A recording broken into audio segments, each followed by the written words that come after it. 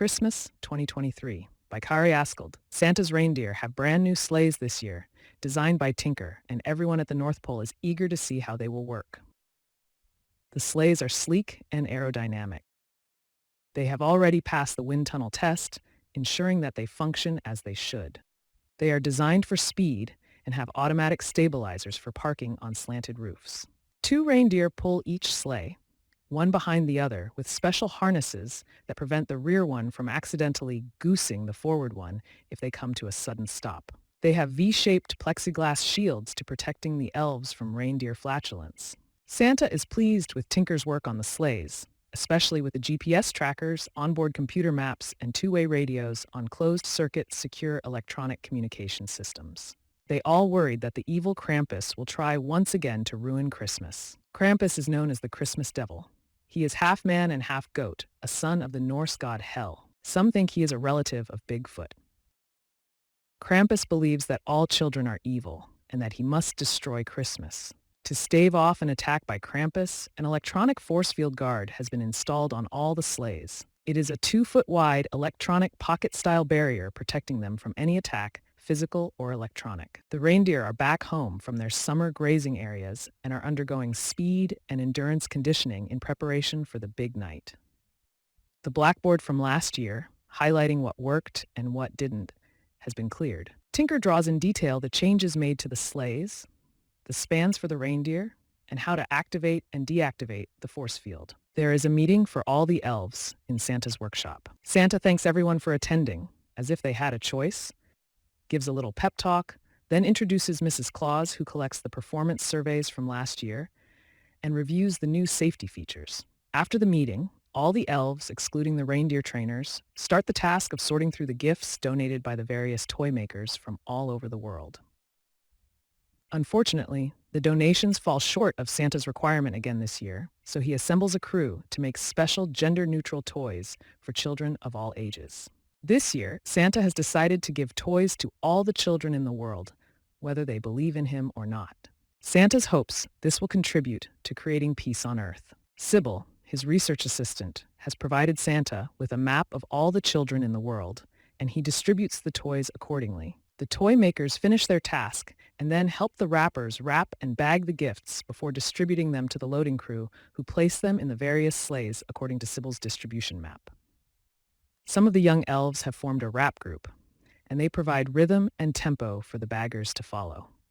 2 years ago, Santa created 8 regions, and that seemed to work reasonably well. He repeated the lineup from last year, which had Dasher and Passer starting off, followed by Dancer and Splendor, Prancer and Scamper, Vixen and Dixon, Comet and Star, Cupid and Love, Donner and Thor, with Blixen and Flash steadfast in the rear.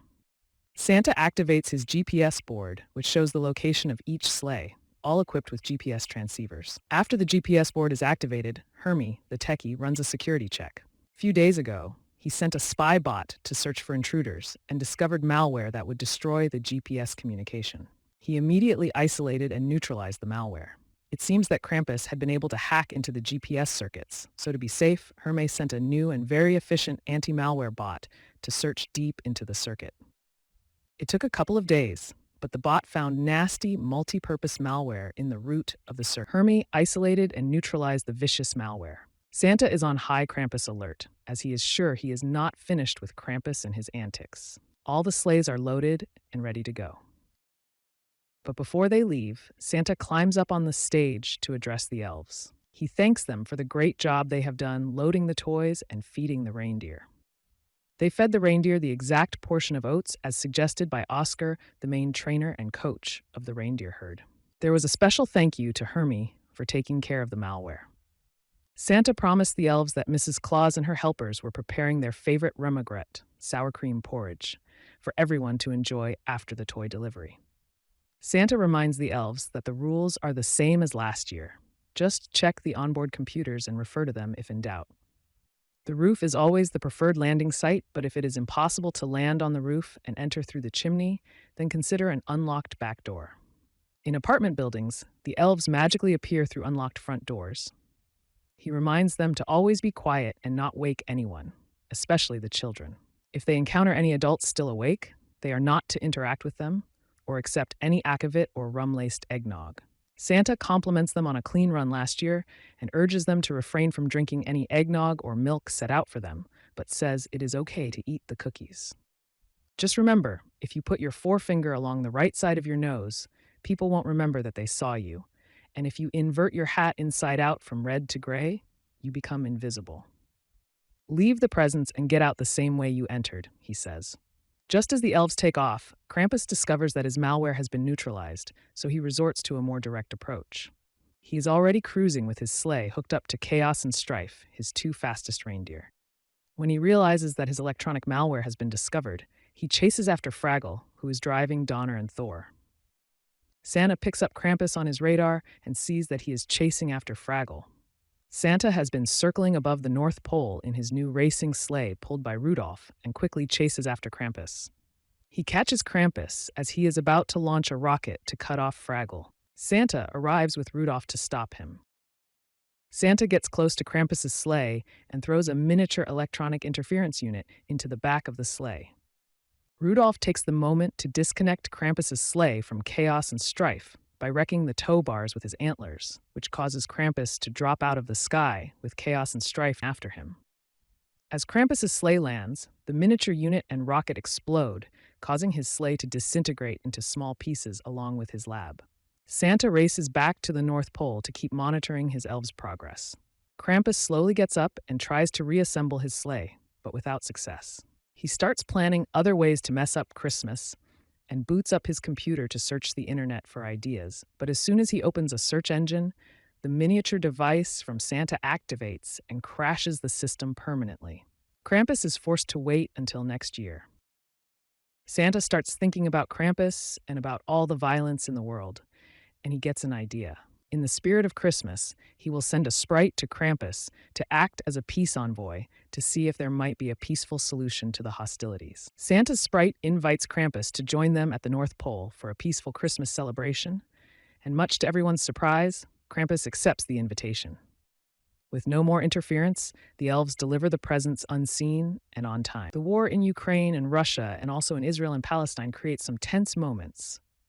But Gerbert the elf, driving Dasher and Splendor, is able to deliver gifts to the children caught in the Russian conflict. And Olaf, driving Blixen and Flash, look after the children in Israel, while the soldiers of the countries were shooting at each other and setting off bombs. As the sun rises in the east, the last of the elves return to the North Pole with their empty sleighs and give high fives as the gift mission is completed. Oscar gathers all the reindeer and ices their tired legs while they feast on fresh oats, a reward for a job well done. As usual, Santa has invited all the elves around the world to come and celebrate Christmas with a dinner and dance on Christmas Day. The dancing and merriment carry on into the early morning on Boxing Day. Mrs. Claus has organized her elves and is serving traditional remoulade, sour cream porridge, sprinkled with sugar and cinnamon, and a big spoonful of butter in the center as the main course. Then there is multicrème, cloudberries and whipped cream, for dessert. Puritan has been busy distilling the delicious mossavit from a mash of reindeer moss. He has put it on ice and serves it cold in small, hand-carved wooden cups. He has also brewed reindeer ale from his secret recipe that he serves in large wooden tankards. Mrs. Claus and her helpers stack the dirty dishes in the large dishwasher and take away the tables and chairs to make room for the traditional Christmas polka. Terje has brought his timpani drums made of reindeer hide. Geir brought his wooden trumpet, which is a traditional Norwegian lure. Gudbrand has his hardanger fiddle in his hand ready to go. And Eskil starts it off with his mouth harp, playing the Stoparjeva Christmas polka, which is followed by the North Pole version of the Virginia Reel, which lures Santa and Mrs. Claus to the dance floor. Even Krampus joins in, clear that he isn't much of a dancer. The dancing and celebration carry on into the wee hours with lots of merriment and calls for a very Merry Christmas. As always, Christmas is rich with traditions.